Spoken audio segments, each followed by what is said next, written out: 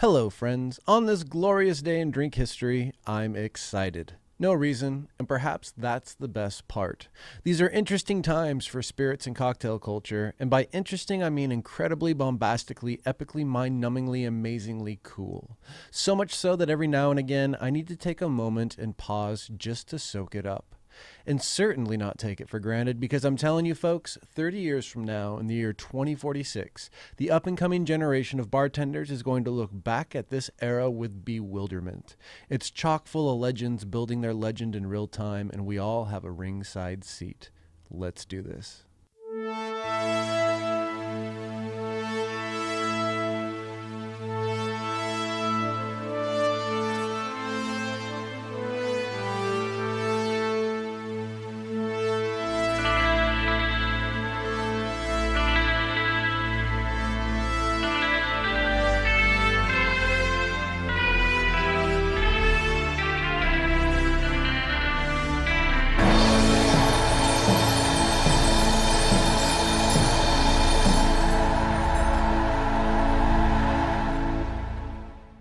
This episode of the Educational Drinking Show is sponsored by Junipero Gin, which is the original American craft gin going back to 1996 and the pioneering work of Fritz Maytag, which also makes it the gin of San Francisco.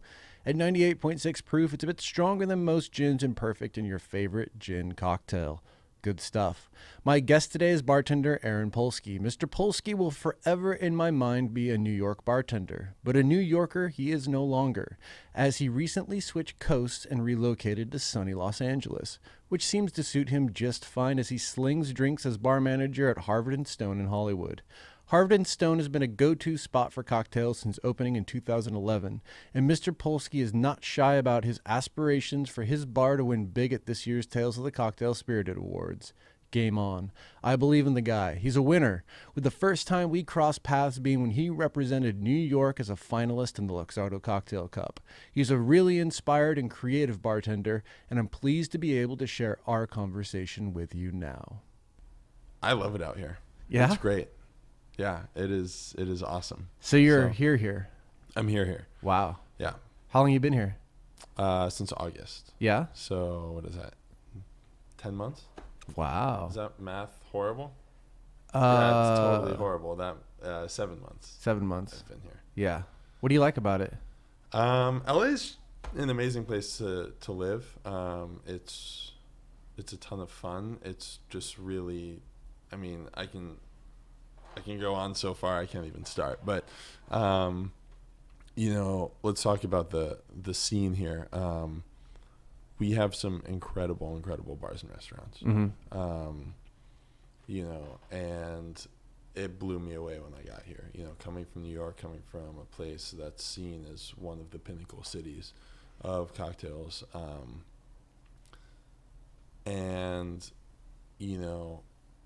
LA, you sort of hear whispers here and there. You follow the bars on Instagram. You're friends with a few of the people, and you come out and actually see it. Mm-hmm. Incredible bars. My first week I went to Normandy Club, Break Room 86, the Walker Inn, Harvard & Stone.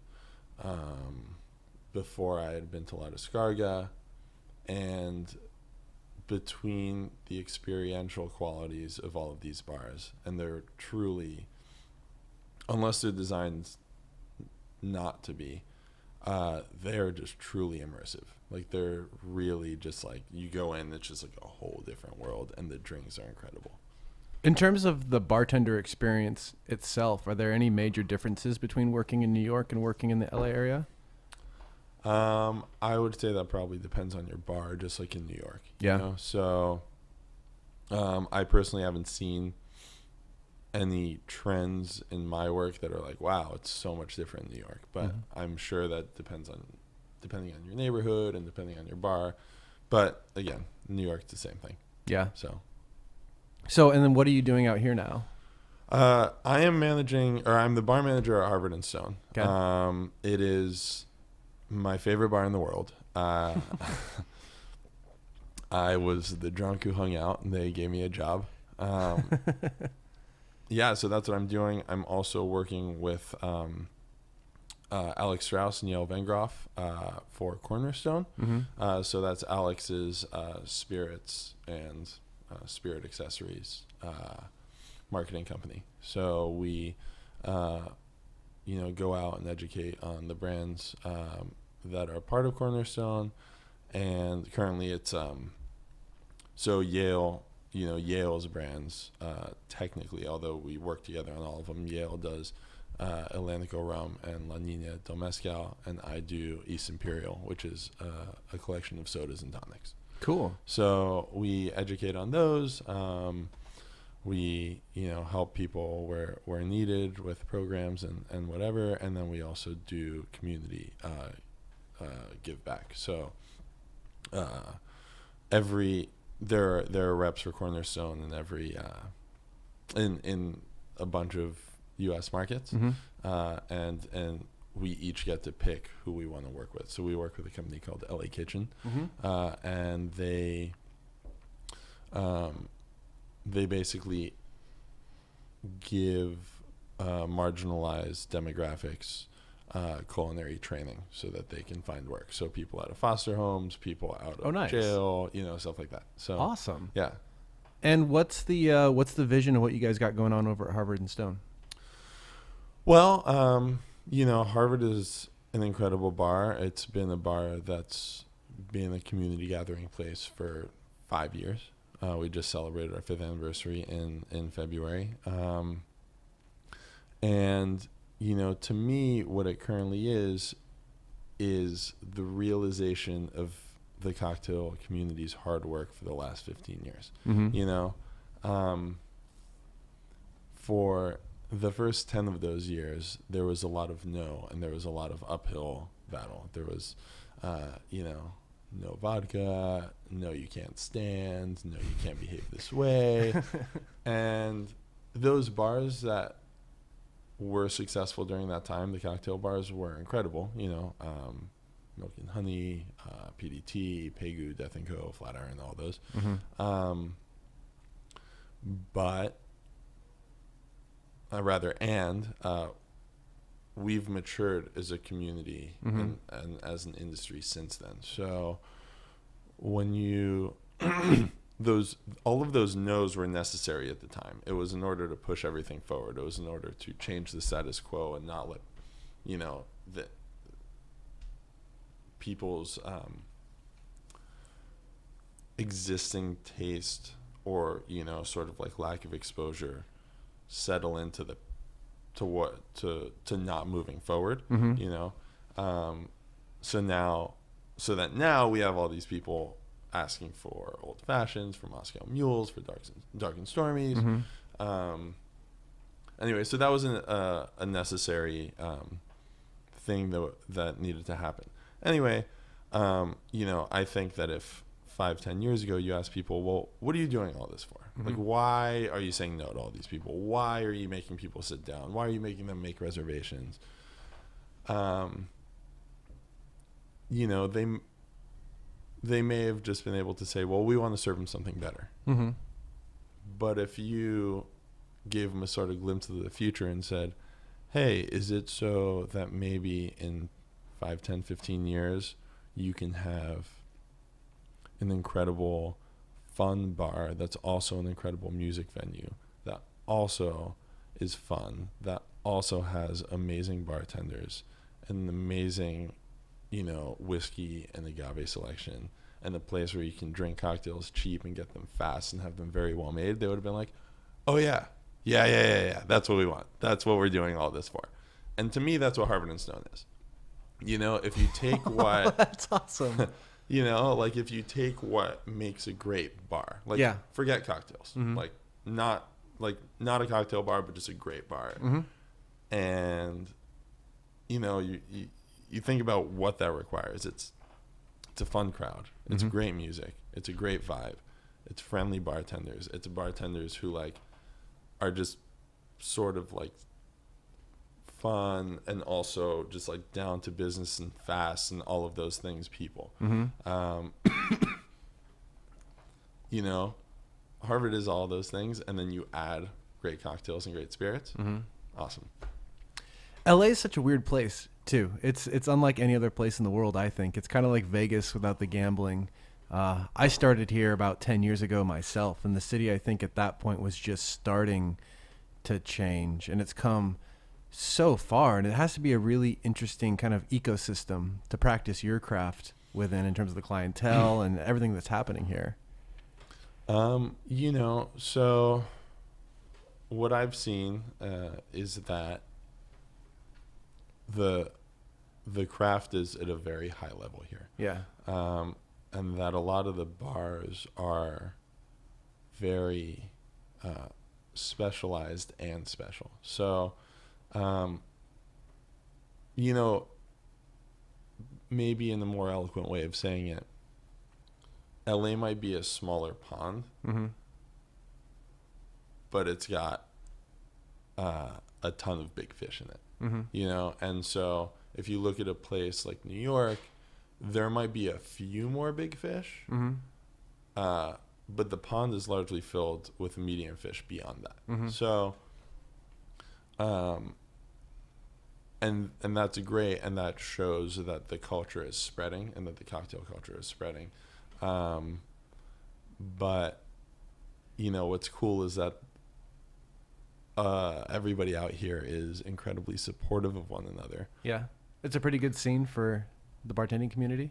100%. Yeah. I am incredibly fortunate at how supportive that community is, Mm-hmm. personally. And you go out and you see all your friends, and everybody goes to everybody's event or bar or menu launch or anything like that.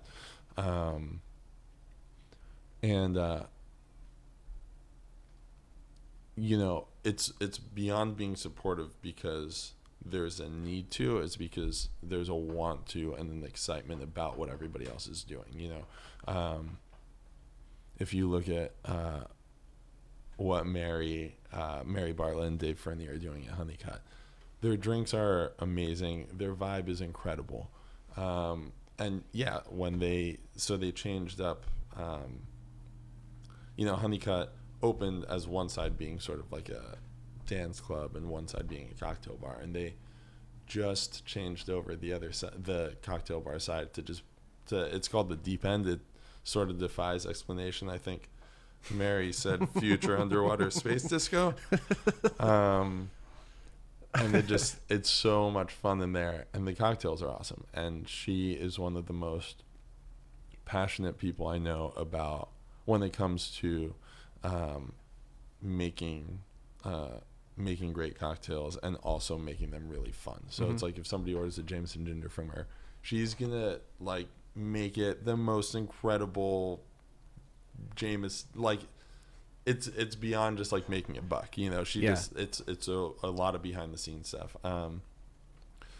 If you look at and those are like the super fun places, like Break Room 86 with Christine Wiseman. She just put out a new menu. It's awesome. It's super delicious. The spot itself is so much fun. The whole place is an 80s bar. Yeah. And you go in, and it's like you see like a wall just made out of cassette tapes, and there's like a back bar on the stage that goes down and reveals like a dance crew or a Michael Jackson impersonator. It's insane. Whoa. And the drinks are awesome. And Christine just put out this menu that's a mood ring and scratch and sniff. So you like look at it, and it instructs you, and you like scratch like I'm feeling whatever, like I don't even remember, sultry, and you smell it, and there's like a scratch and sniff to it, and it's like every single menu, and the drinks are awesome. Mm-hmm. You've got someone who I met when I moved out here is Chris Amaral, and we were working together at Clifton's along with Dustin Newsom, who's also awesome and supremely talented.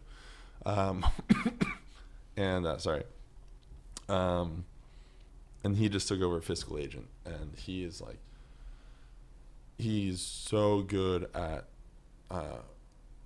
putting together flavors, but also at guest interactions, and that place is just perfect for him. If you haven't been, I believe the original filming location was supposed to be by there. But they do really great drinks and really beautiful glassware in a really great setting. So, and that's part of Sprout. So they sort of have central access to more fun, high-tech pieces of equipment as well. So Cool.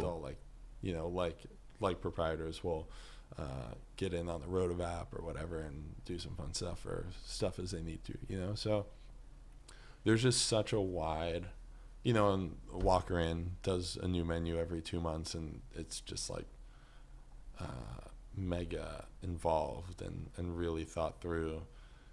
I want to pick a favorite, but it's hard to. But their Christmas menu was really fun. Yeah. So anyway, there's just such a wide array of types of bars and types of programs, and they're all putting out kick-ass drinks. It's just what style is the bar, And are there any neighborhoods in LA right now that really stand out in terms of what's happening with the bartending?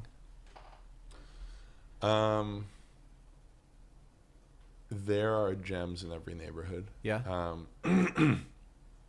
There are,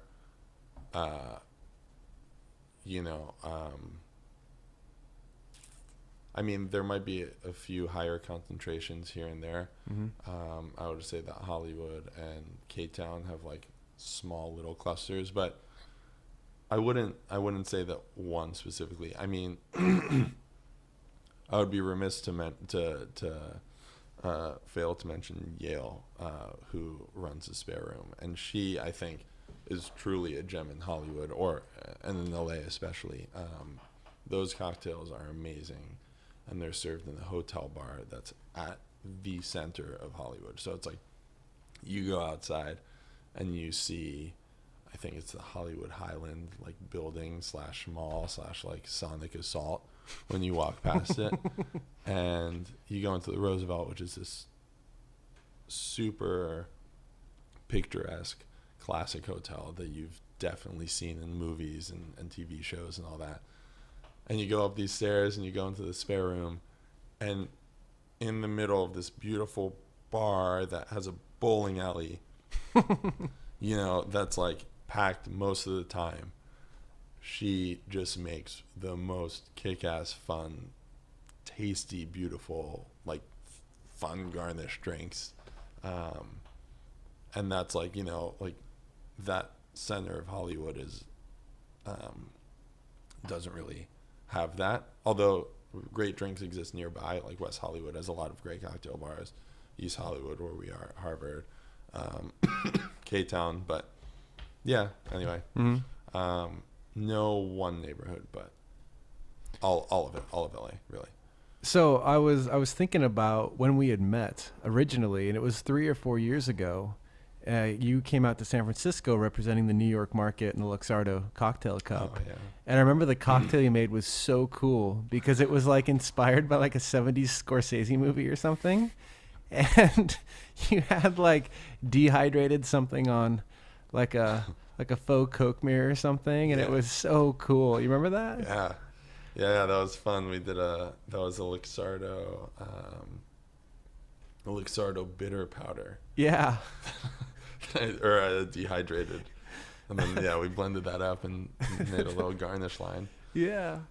And there was like 2 components to it too, because you had like the mirror part and then there's another part as well. I can't remember exactly what you did, but it was really creative and really cool. Yeah, thank you. I think we did a stirred cocktail of some sort. I don't even remember. Somebody should look that up. It was so dumb though, because I have a tendency to get very eager and excitable, and we did this cocktail competition and we produced it. And I'm like, no, it's cool, guys. I'll pick everyone up at the airport myself. So I made like 12 trips to the airport, like in a morning, trying to figure out where everyone was. And it was terrible. You were cranky pants. I remember that. Yeah. And we hung out with Russell too that night at Rio Grande and everyone. Yeah. And then I think I took you and Talia back to the airport, and I was so hungover that I had to pull over on the side of the freeway and just get myself together a little bit. And you guys were kind of freaked out about the whole thing. Yeah. Yeah. Yeah, definitely. Talia and I exchanged some sideways glances during Yeah. that trip, looking back on it. But we're all here. We survived. Yeah. We survived. So looking back at your time in New York, can you tell me a little bit about that? Some of the places that you were working out there? Yeah. When we did that competition, I was working at Amoria Margot. And One of my favorite bars in the entire planet. so good. I love that bar so much. And since then I worked at Netta, and where else did I work? It's all a blur.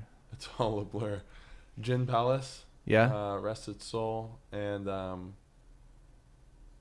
then I think I just went to Mulberry and Greenwich Project, Yeah. which was a fun little experience.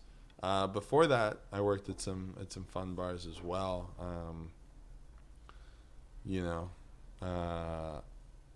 There was the Standard, which was quite an experience. Yeah. How so? Well, before that, I had only worked at cocktail bars and like fine dining restaurants. Uh-huh. So, this is that whole seated only thing going on. Mm-hmm. And then the Standard was, I worked at what was initially called the Boom Boom Room and then technically called the Top of the Standard. And it was this giant, like, Stefan from SNL talking about it club, in the most beautiful room I've still to date ever seen, probably.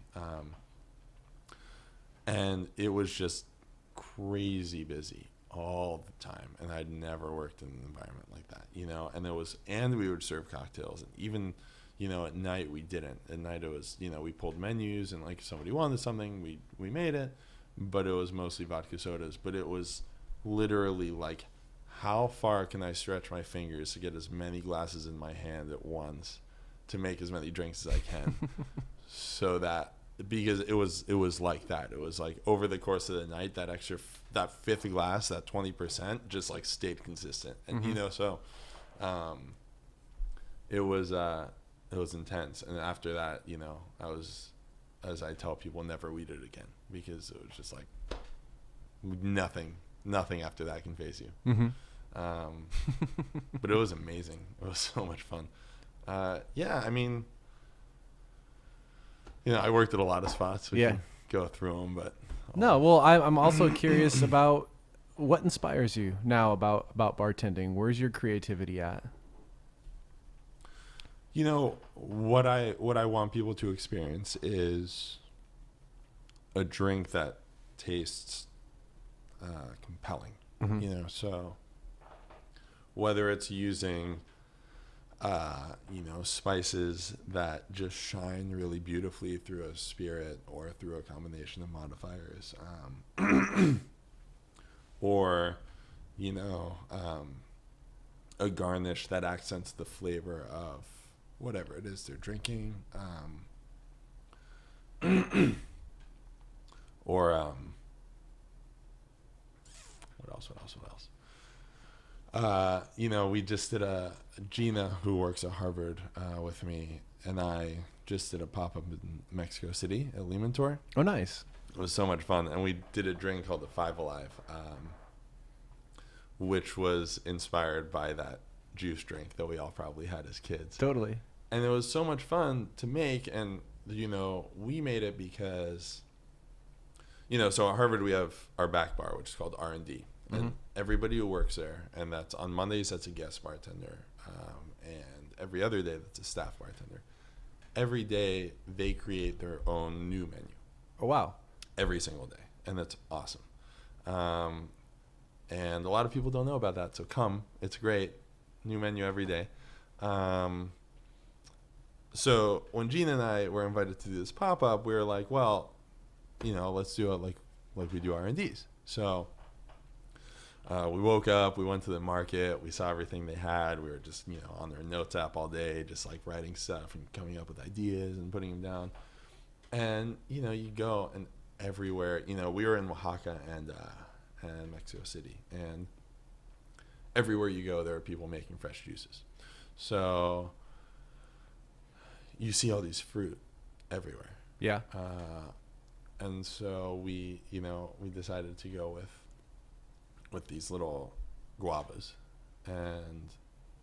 or tiny passion fruit or whatever they were. They smelled like passion fruit, and they were small and they were delicious.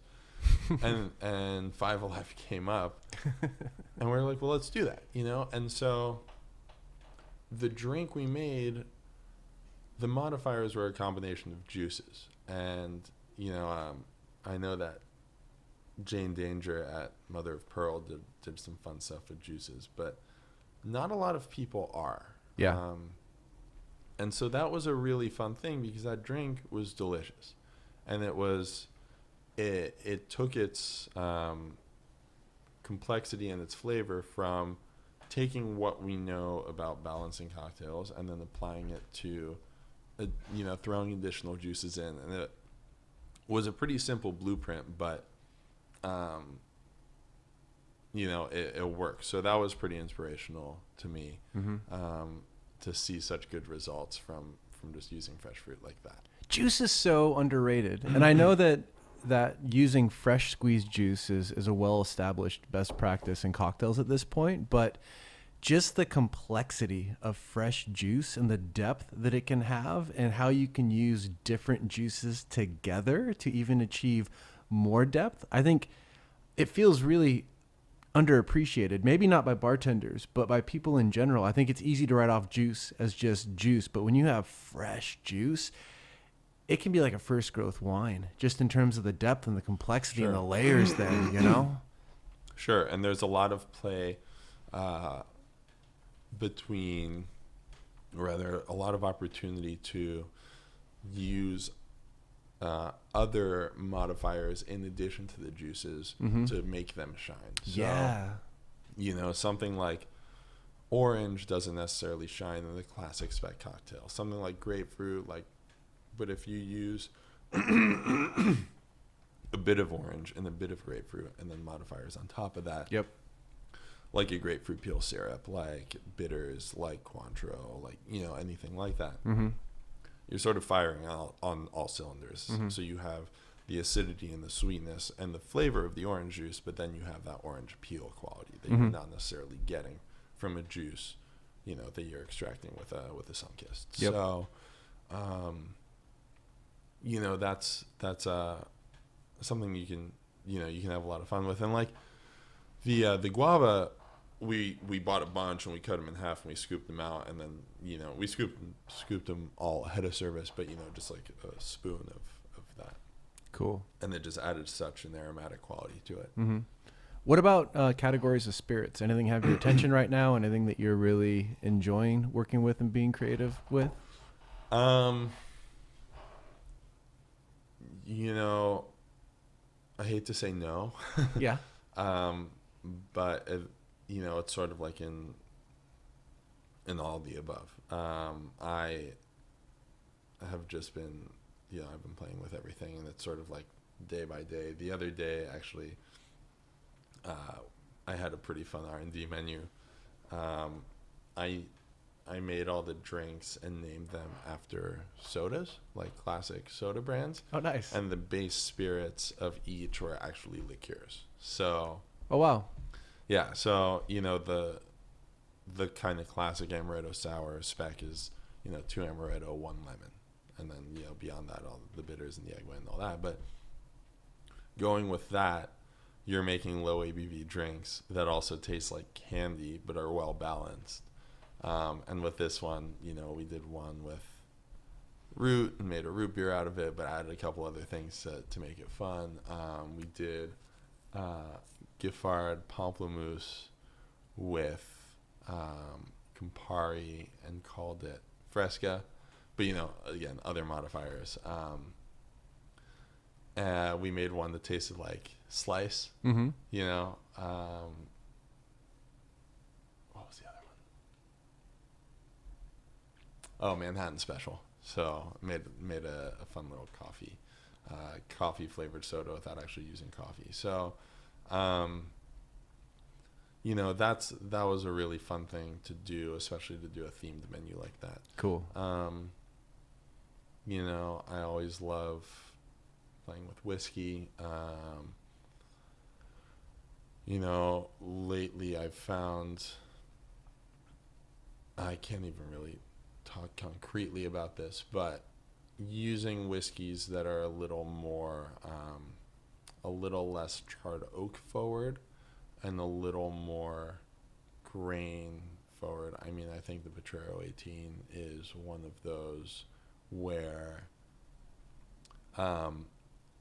it's a little bit lighter it doesn't have that weight of a charred oak finished whiskey, unless I'm totally wrong that it is finished in charred oak. Mm-mm. It's not. Toasted oak only. Great. So it doesn't have that charred oak weight to it, which I love, don't get me wrong.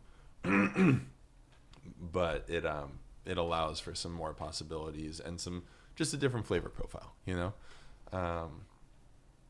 I love pouring the Old Potrero 18th century at Whiskey Fest because, we'll do a seminar and people have been drinking whiskey all night. And then I'll do the 18th century kind of near the end of the seminar. And to have 100% malted rye and toasted oak only, it's so different than everything else you've been drinking. And it has so much character and so much flavor. It's a really cool expression of whiskey. Yeah, totally is. So I love that. Going back to what you were saying earlier about flavor in the glass, can you recall any experiences you've had lately where you're at another bar and you're like, that's what I'm talking about? Flavor, glass, mind blown. Man, I wish It's okay if you can't. I don't mean to put you on the spot. No, it's not even that. The last month or so, I haven't been going out as much. Yeah. Or anything that you've made. Is there cocktails that just are such a great vehicle for flavor in that sense? Oh, man. I totally remember having one recently that just blew me away. Now I gotta know.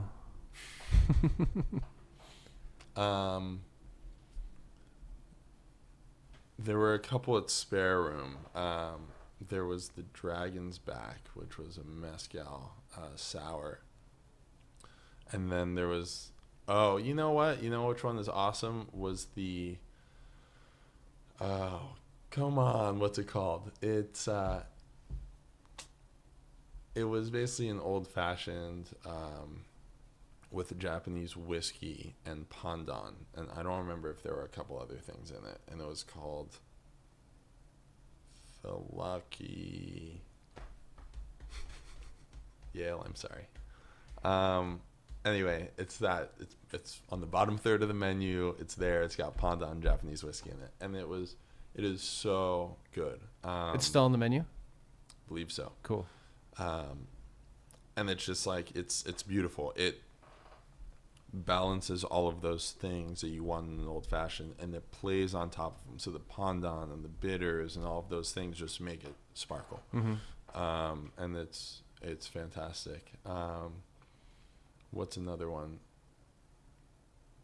I remember around Christmas, there was the Bad Santa at It's a great name.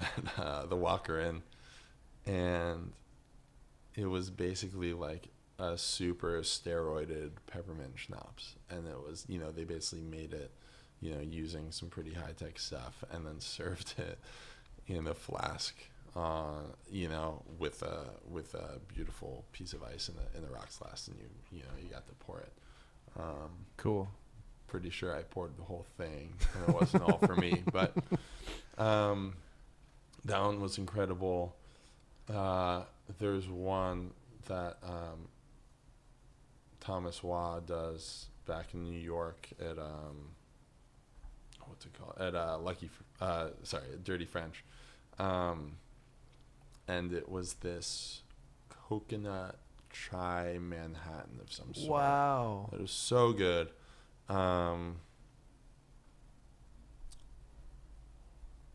Yeah, I mean, those are a few. It's a good list. I could probably sit It's a good list. Yeah. It's impressive. Thanks.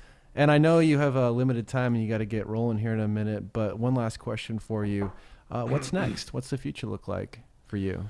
Well, we're really focused and working hard at Harvard and Stone to sort of, just always be moving forward and always just be more fun and serve, just the best things we can. Mm-hmm. So working really hard on that. That's, we've been talking about, maybe coming home from Tails with a plate, which would be really nice. Yeah. It's the one place that everybody, that every visiting bartender goes to when they're in town. So, and we're incredibly fortunate for that. And I'm incredibly fortunate to be brought into that family. And I think it would be nice to take that sort of, recognition all the way to New Orleans. So we're working hard on that. The Houston brothers, Houston Hospitality, is a great company, and they have a lot of amazing bars. So I'm really excited to be a part of that family. Beyond that, just innovating always and trying to come up with some cool new things. Bring new cocktails to the people. So. Absolutely. Badass. So nice to connect with you and catch up. And it's always a pleasure to cross paths. And I hope that we cross paths many more times in the future. Me too, man. Thank you for having me. Outstanding. Godspeed. Cheers. Yeah.